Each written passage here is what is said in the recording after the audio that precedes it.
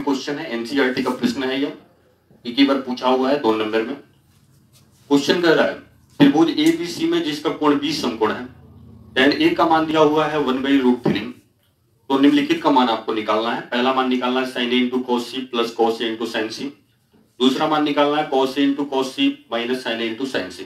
बिल्कुल आसान क्वेश्चन। आप सबसे पहले जो है tan की सहायता से जो है तीनों भुजाओं का मान निकाल लीजिएगा, p का, b का, h का। फिर जिसका मान निकालना है इसको लिखिएगा, इसमें जो है फॉर्मूला बैठा दीजिएगा त्रिकोणमितीय निष्पत्तियों का और फिर सरल कर दीजिएगा, वही आंसर हो जाएगा। आइए देखते हैं कैसे बनाते हैं। बिल्कुल ही आसान है सवाल, हल लिखते हैं। सबसे पहले tan a का मान जो दिया हुआ है उसकी सहायता से तीनों भुजाओं का मान निकालते हैं, p का, b का, h का। तो हम यहाँ लिखते हैं, चूंकि tan a = 1/√3 सवाल में दिया हुआ है, इक्विवेलेंट का चिन्ह देते हैं। tan का फॉर्मूला होता है p/b, फॉर्मूला जरूरी अच्छी फॉर्मूला आप याद कर लीजिएगा, यही tan का फॉर्मूला होता है, p/b होता है। तो हम यहाँ tan का फॉर्मूला p/b लिखेंगे। इसका मतलब यह होगा कि p का मान जो है 1 है एवं b का मान जो है √3 है। आपको पता है समकोण त्रिभुज में 3 भुजाएं होती हैं, p, b और h।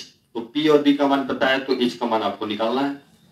किसी भी एक भुजा का मान निकालने के लिए पाइथागोरस प्रमेय सूत्र का प्रयोग करते हैं, h² = p² प्लस b²। यही सूत्र लिखेंगे, चूंकि h² = p² प्लस b²। इसमें सारा मान बैठाते हैं, h का मान निकालना है, h² अपनी जगह पर रहेगा, p और b का मान बैठाएंगे, p का मान 1, स्क्वायर अपनी जगह पर, b का मान बैठाएंगे √3, इसका होल स्क्वायर कर देंगे। इसको सरल कर देते हैं हम यहाँ पर। बिल्कुल ये आसान सा क्वेश्चन है।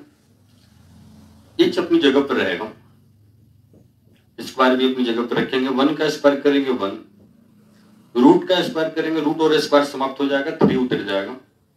यहां से हमको h का मान मिल गया, 3 और 1 ऐड कर देंगे 4, स्क्वायर है तो इधर आकर के रूट हो जाएगा, 4 का रूट जो है 2 हो जाता है।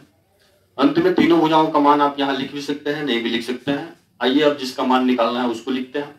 तो पहला सवाल है sin a into cos c plus cos a into sin c, यही मान निकालना है। बिल्कुल आसान क्वेश्चन है।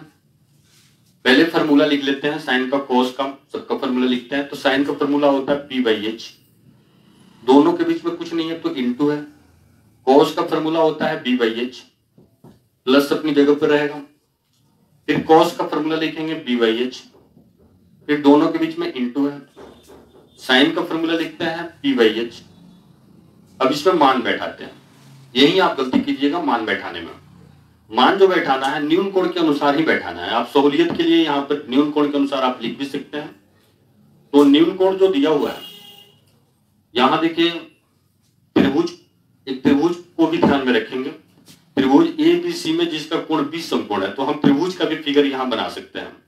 आइए हम त्रिभुज का भी फिगर एक यहाँ बना देते हैं, छोटा सा, जरूर इसको दिमाग में रखिएगा। त्रिभुज का फिगर हम यहाँ बनाएंगे, त्रिभुज के अनुसार ही जो है p और बीच का मान बैठाएंगे, पहले ही हम फिगर बना लेंगे। चलिए हम यहाँ ऊपर फिगर बना लेते हैं। बिल्कुल ही आसान है, पहले फिगर आपको बनाना होगा और फिगर के अनुसार ही मान बैठाएंगे, नहीं तो गलत हो जाएगा। फिगर बनाते हैं समकोण त्रिभुज का। तो हम एक त्रिभुज का फिगर दाहिनी ओर बना लेंगे, शुरू में ही आप बना लीजिएगा। तो यही जो है समकोण त्रिभुज का फिगर बना लेते हैं, यही समकोण त्रिभुज है। इस समकोण त्रिभुज में b को समकोण दिखाया गया है। देखिए त्रिभुज एबीसी में कोण b जो है समकोण है, तो जहां कोण b बन रहा है यही जो है समकोण बन रहा है, 90 डिग्री बन रहा है, वहीं पर हम b लिखेंगे और कहीं पर एक किनारे पर a और एक किनारे पर c लिख देंगे। यही त्रिभुज एबीसी हो जाएगा जिसमें कोण b समकोण हो जाएगा। अब देखिए यहाँ जो मान दिया हुआ है ये न्यून कोण के आधार पर दिया हुआ है। तो यहाँ जो हमको p/h का मान जो मिला हुआ है ये न्यून कोण के आधार पर मिला हुआ है, तो ए न्यून कोण के आधार पर p/h का मान मिला हुआ है। तो चलिए ए न्यून कोण के आधार पर p/h का मान हम यहाँ पहले लिख लेते हैं। तो ए न्यून कोण के आधार पर p/h का मान लिखते हैं। तो आपको पता है न्यून कोण के ठीक सामने की भुजा को p बोलते हैं। तो यहाँ p का मान दिया हुआ है, यही न्यून कोण के सामने की भुजा, p का मान दिया है 1।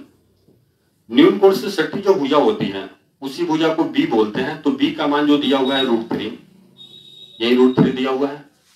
90 के ठीक सामने की भुजा को h बोलते हैं, तो h का मान जो निकाले हुए हैं वो है 2। ये ए न्यून कोण के आधार पर p/h का मान मिल गया। तो चलिए पहले बैठाते हैं, ए न्यून कोण के आधार पर यहाँ मान बैठाना है। यहाँ ए न्यून कोण है तो ए के अनुसार p और h का मान बैठाना है।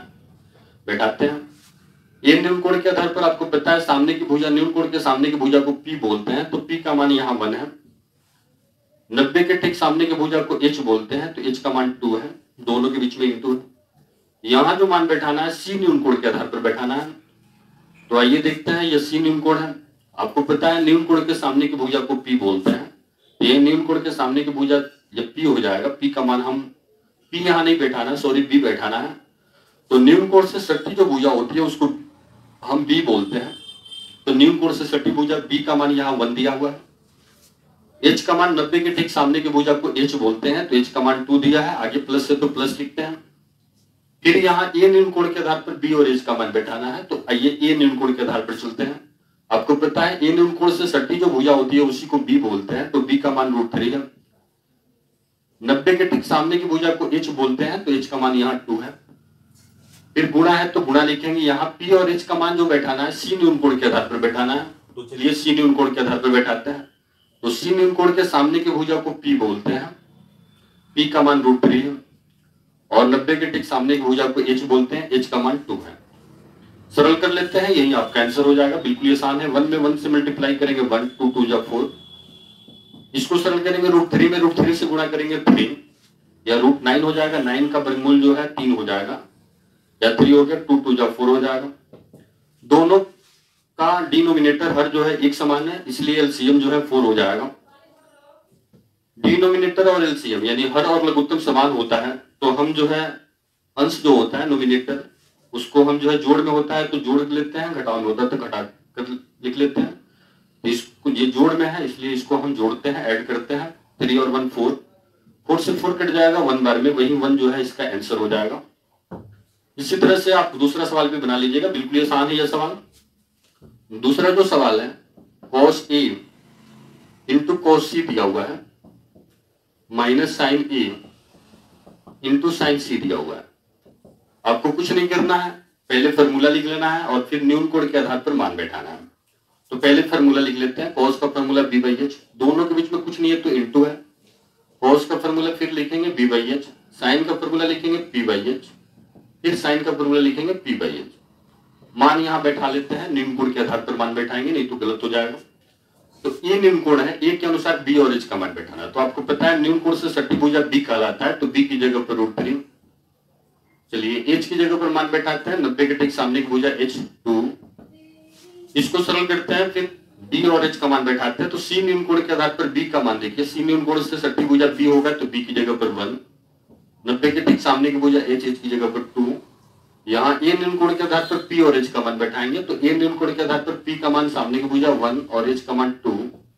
सी न्यून कोण के आधार पर पी और एच का मान बैठाएंगे, तो सी न्यून कोण के आधार पर पी का मान जो है √3 और एच की जगह पर 2। इसी को हम सरल कर देते हैं। अब फिगर की जरूरत नहीं, फिगर हम यहाँ मिटा देते हैं, बस एक स्टेप और है, सरल कर लीजिए, बिल्कुल आसान है। √3 में 1 से मल्टीप्लाई करेंगे √3, 2 में 2 से मल्टीप्लाई करेंगे 4, माइनस हम यहां लिखेंगे। 1 में √3 से मल्टीप्लाई करेंगे √3 और 2 2 जा 4। एलसीएम निकालेंगे, दोनों का डिनोमिनेटर सेम है, एलसीएम इसका 4 हो जाएगा।